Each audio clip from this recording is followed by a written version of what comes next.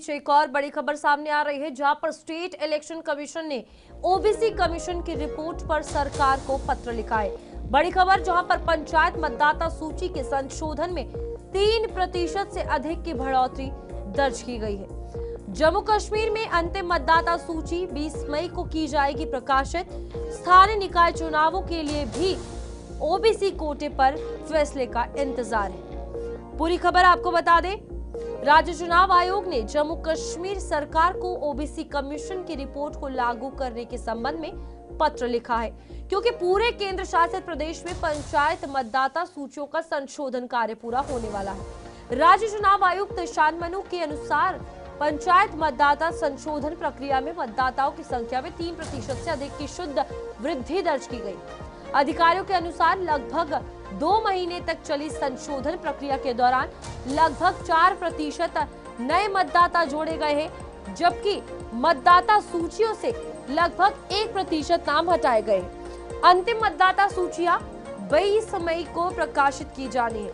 सूत्रों के अनुसार राज्य चुनाव आयोग ने सरकार से ओबीसी कमीशन की उस रिपोर्ट पर निर्णय लेने का आग्रह किया है, जिसे फरवरी 2025 में रिटायर्ड जस्टिस जनक राज कोतवाल की अध्यक्षता में जो पैनल था उनके द्वारा प्रस्तुत किया गया था।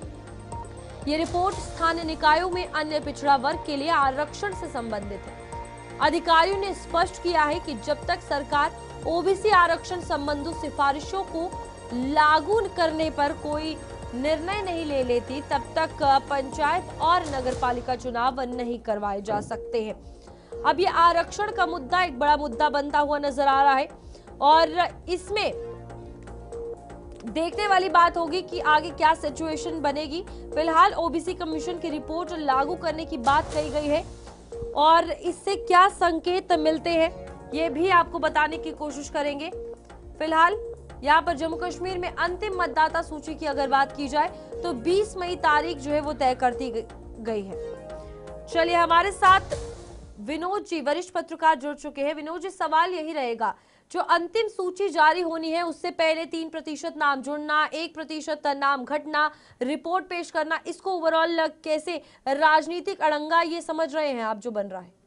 बिल्कुल रूपाली, आपको बताते चले कि ग्रास रूट जो डेमोक्रेसी है इस वक्त जम्मू कश्मीर में नहीं है। डिस्ट्रिक्ट डेवलपमेंट डीडीसी वो खत्म हो चुके हैं, बीडीसी खत्म हो चुके हैं, तो सिर्फ एमएलए और एमपीज ही यहाँ पे एग्जिस्ट करते हैं। और अच्छी बात यह है कि जब से शांतमनु जो रिटायर्ड आईएएस अधिकारी हैं, उन्होंने जब से ज्वाइन किया है एक्सपेडाइट हुई हैं चीज़ें। जैसे आपने बताया कि पत्र लिखा है गवर्नमेंट को पत्र लिखा है कि अगर फरवरी 2025 से कमीशन की ओबीसी कमीशन की रिकमेंडेशन आ गई है तो उसको लागू करना चाहिए।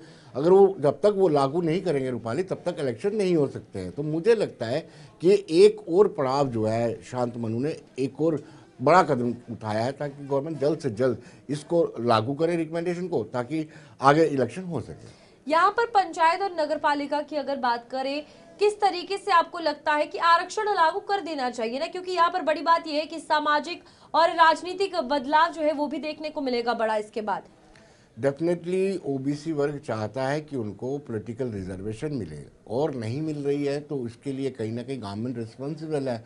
अब देखिए, फरवरी 2025 में अगर रिकमेंडेशन आ जाती है कि ओबीसी को कितनी रिजर्वेशन देनी, कौन कौन सी सीट देनी है, तो उसके बाद मुझे लगता है कि सरकार को जल्दी से इस पर फैसला लेना चाहिए। जब तक इस पर फैसला नहीं होगा रूपाली, तब तक इलेक्शन नहीं हो सकते। जब तक इलेक्शन नहीं होंगे तो ग्रास रूट लेवल पर डेमोक्रेसी कैसे देखी जाएगी?